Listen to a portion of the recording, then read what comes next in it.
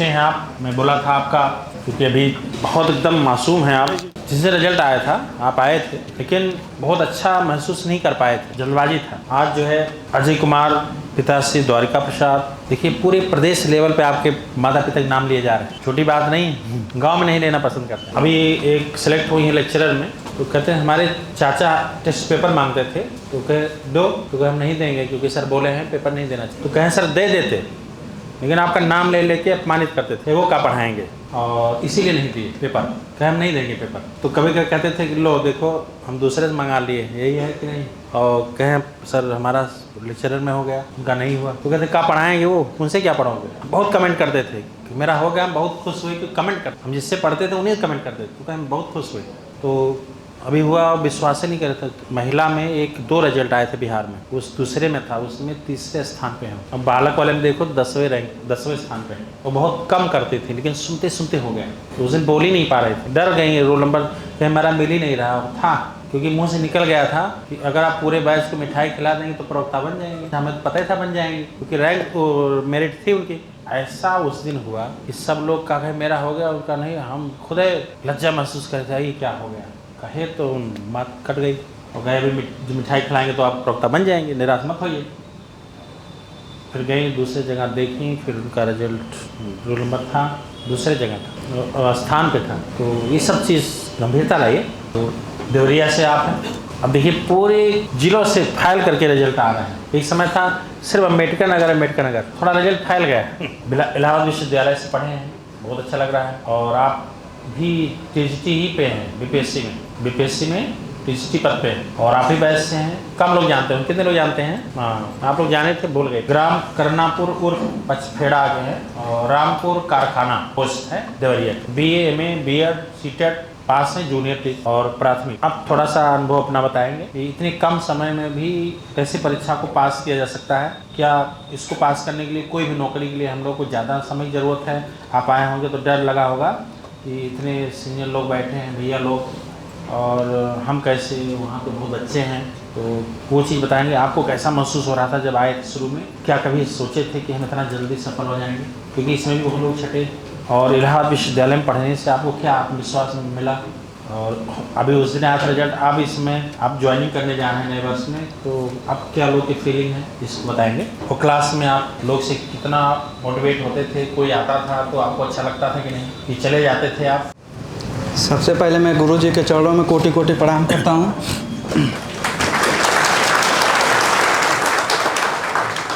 25 जून 2023 से आदिकाल से जुड़ा हूँ। उसके बाद मेरी बीएड डिग्री 2022 में कंप्लीट हो गया। और एक भैया थे आदित्य विश्वकर्मा, जिनका पिछली बार टीजीटी में हो गया, और उन्हीं के साथ मैंने कोचिंग आना प्रारंभ किया था। तो हमको तो उतना अनुभव नहीं था। पहली बार मैं जब कोचिंग में आया तो हमने देखा कि यहाँ तो बहुत ज़्यादा सीनियर लोग बैठे हैं, पढ़ रहे हैं लोग। तो मोटिवेशन तो बहुत मिला हमको आते ही। सर जी की बातें, मोटिवेशन इतनी अच्छी लगती थी कि यहाँ कोई कितना भी, कोई अपने गांव में चाहे कहीं भी क्रोध में कितना भी रहे, अगर यहाँ सर जी की कोचिंग में, यहाँ संस्था से जुड़ जाए तो उसका अंदर का जितना भी क्रोध होगा सब शांत हो जाएगा। और उसके बाद जब मैंने आया था तो शुरू में ही एक भैया थे आए, वो एनबीएस में सिलेक्टेड आए थे, और उनके बातें हमें इतनी अच्छी लगी कि हम उनसे इतना इंस्पायर हुए कि हमें लगा कि अब हमें तो नौकरी मिलेगी ही, साथ साथ में जीवन में बहुत कुछ सीखने को भी मिलेगा इस संस्था से। वो आए थे तो उनके पिताजी का स्वर्गवास हो गया था। वो आए थे इतने भावुक होकर, यहाँ मंच पे रोने लगे। हम देखकर हमें लगा कि वो एक ही बात बोले थे कि जो भी करना है अपने माता पिता के रहते हुए, जो भी बनना है, चाहे आईएएस बन जाए, चाहे कुछ भी बन जाए, अपने माता पिता के रहते हुए ही बन जाए तो बहुत बढ़िया रहेगा।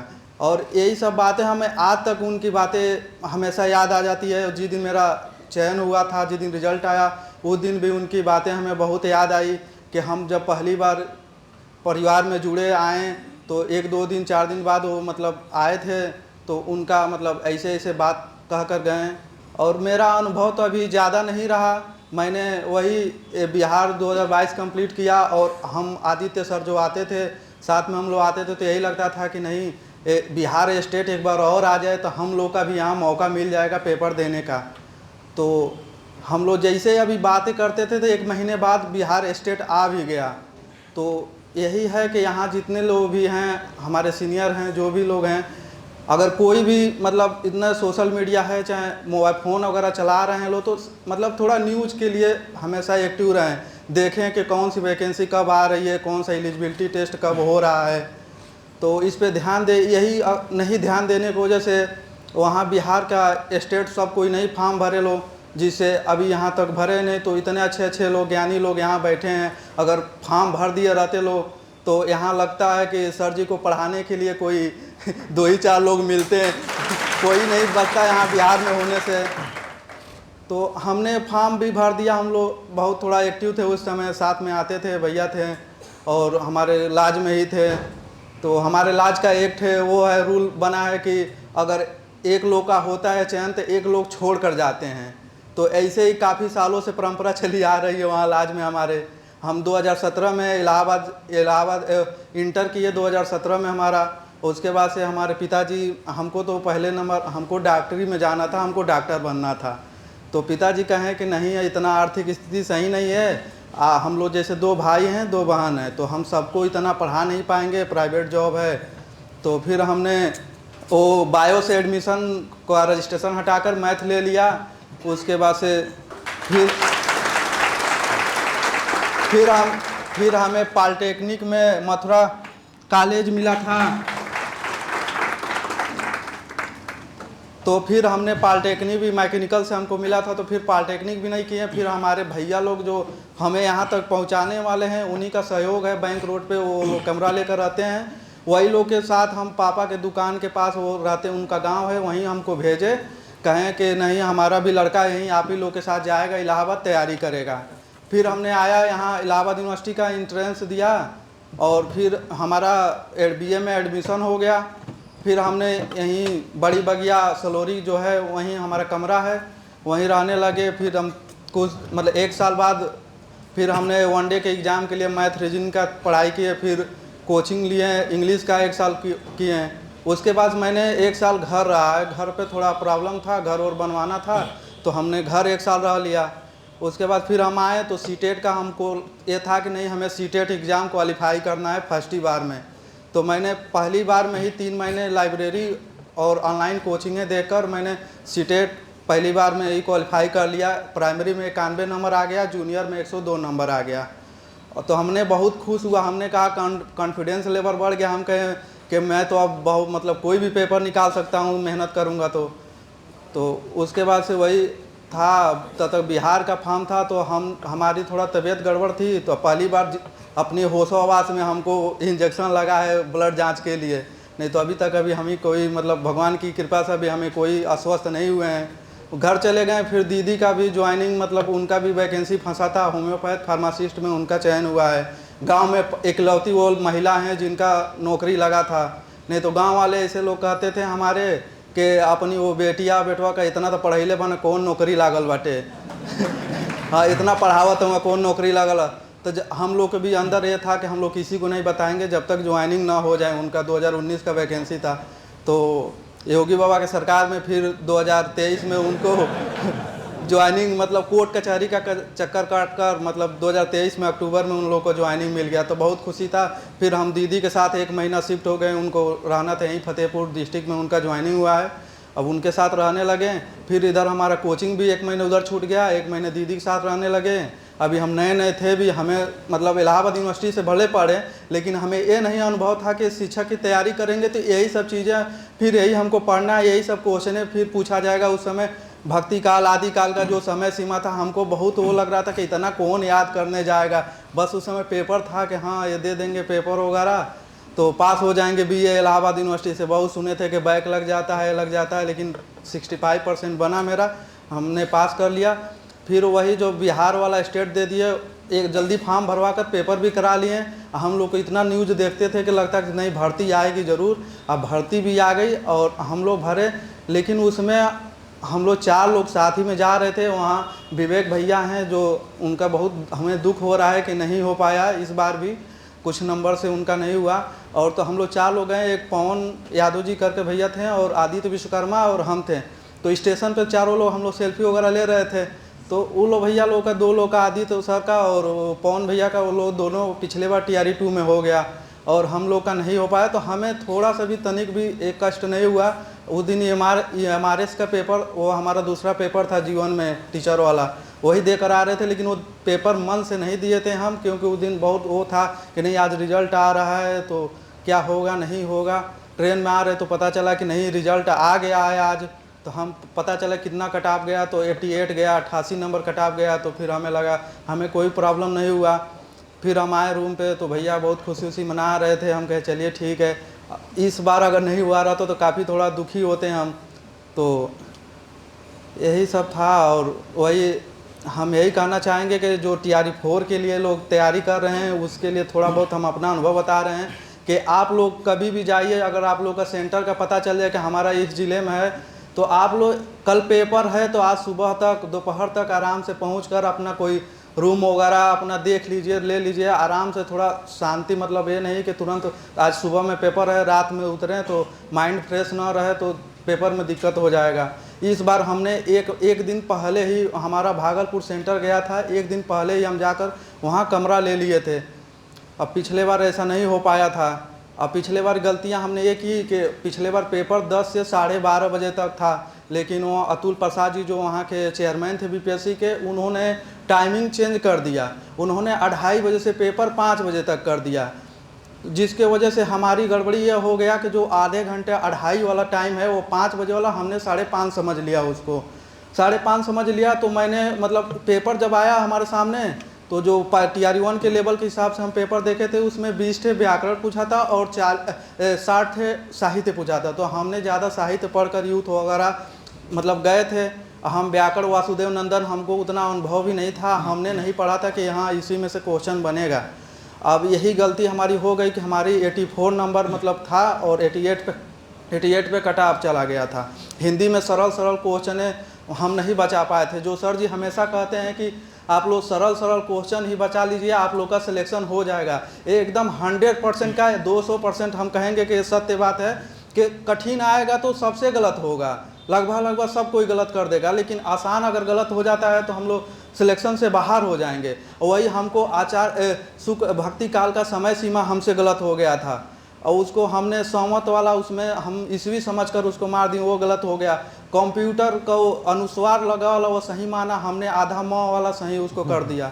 और भोला होना का अर्थ पूछा था, वो सीधा होना उसमें पैराग्राफ में दिया था, हमने मतलब ज़्यादा दिमाग लगा दिया। हम कहे सीधा होना मतलब सीधा होना होता है, भोला होना का ये नहीं होगा। ये सब हमने गलतियाँ कर दी, बहुत आसान क्वेश्चन हमने गलती किया था।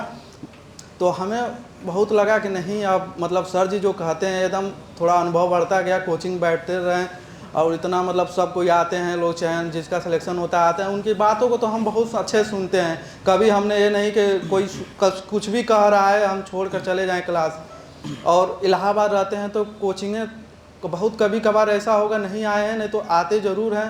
थोड़ा बहुत टेस्ट से हमको अभी भी डर लगता है और पहले से भी डर लगता रहता है कि हमारा नंबर कम आता है, तो थोड़ा बहुत हमको लगता है कि हमारा सबका नंबर 122 123 चला जा रहा है, अब मेरा नंबर 80 85 82 इसी पर रह जा रहा है। यही है TRE 4 के लिए थोड़ा सा हम आप लोग को बताएंगे कि मतलब आप लोग कोई बुक का तो वो नहीं है, लेकिन NCERT का आता है, एक सार संग्रह करके आता है, 6 से लेकर 12 तक उसमें दिया है। अगर जो पढ़ना चाहें पढ़ सकते हैं। और पूर्वालोकन जो है उसको ले लीजिए, उसमें भी आप लोग को छांटना है कि क्या हमको पढ़ना है क्या नहीं पढ़ना है। GS के लिए हम बता रहे हैं, हिंदी के लिए तो सर जी खुद आप लोग को एकदम सब कुछ जान ही रहे हैं आप लोग।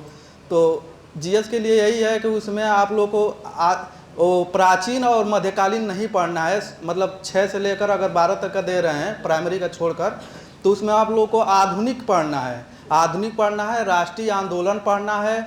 और ये सब मेन है। अगर आप लोग को मैथ वगैरह आता है तो 8 मैथ सबका औसत मतलब 8 क्वेश्चन का है, 8 मैथ पूछ देगा, 8 आप लोग का वो करेंट अफेयर पूछ देगा। करेंट अफेयर पर सबसे बढ़िया नंबर आपको मिलेगा। उसमें अगर 8 क्वेश्चन पूछता है तो आप लोग उसमें से 5 क्वेश्चन तो आराम से कर सकते हैं।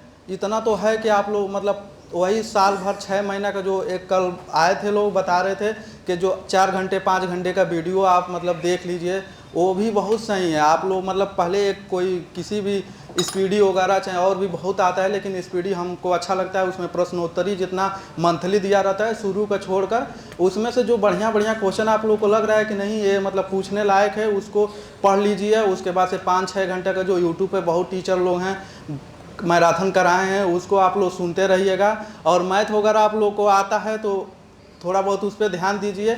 और राष्ट्रीय आंदोलन बहुत इम्पोर्टेंट है वहाँ बिहार के टीचर के लिए। और जो मॉडर्न हिस्ट्री आधुनिक वाला है वो पढ़ लीजिए।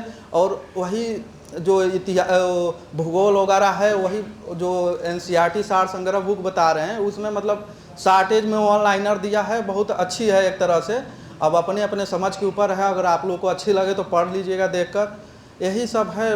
और हमारा सिलेक्शन वही 65 हिंदी में सही था और 22 क्वेश्चन हमारा GS में सही था। 87 क्वेश्चन सही था मेरा। हमें तो लग नहीं रहा था कि मेरा सिलेक्शन हो पाएगा, क्योंकि मैं एकदम वही कटापी उतना गया है। और यही सब बातें हैं। और मैंने इस बार पिछली बार जो गलतियां की कि मैंने क्वेश्चन उसको ट्रिक मार दिया, और रंगते समय जो आधे घंटे वाला फ़र्क बता रहे हैं, हमें लगा कि 5:30 बजे तक टाइम है, वो 5 मिनट बचा था, हमने वैसे टिक मार दिया था पेपर में। 5 मिनट बचा, जब सब बच्चे हल्ला करने लगे तो हमें लगा क्यों मतलब शोर कर रहे हैं इतना। तो फिर कह रहे अरे भैया एक लड़का पीछे बोला भैया आप क्यों नहीं रंगे, 5 मिनट लास्ट टाइम वार्निंग वाला टाइम है। तो मैंने देखा कि 5 मिनट टाइम हमको दिमाग से ये था कि 5:30 बजे तक पेपर है। हमने 30-35 गोला रंगना था। हमने जो भी टिक जैसे मारा था उसको कहें कि नहीं छूटे ना, रंग दे। कुछ गलतियां हमने इस बार वो मतलब पिछले बार करे, लेकिन इस बार मैंने जो हमें लगा कि नहीं एकदम हमको 100% आ रहा है, उसको मैंने पहले उतना 10 ही आ रहा है 20 ही आ रहा है, उसको मैंने पहले ओमार में फिल कर लिया। उसके बाद से हम 3 स्टेज में इस बार किए थे। फिर उसके बाद से थोड़ा ये लग रहा है थोड़ा डाउट में था, उसको हमने टाइम मैनेजमेंट देकर इस बार कर लिया। और जो एकदम नहीं आ रहा था उसको मैंने कई बार पढ़ा सोचा, फिर लास्ट में जो 10-15 मिनट बचा था कहें कि अब नहीं लग रहा है समझ में तो इसको कर देते हैं। इस बार इस तरह से हमने किया। तो इस बार वही है, हमें सफलता मिल गई।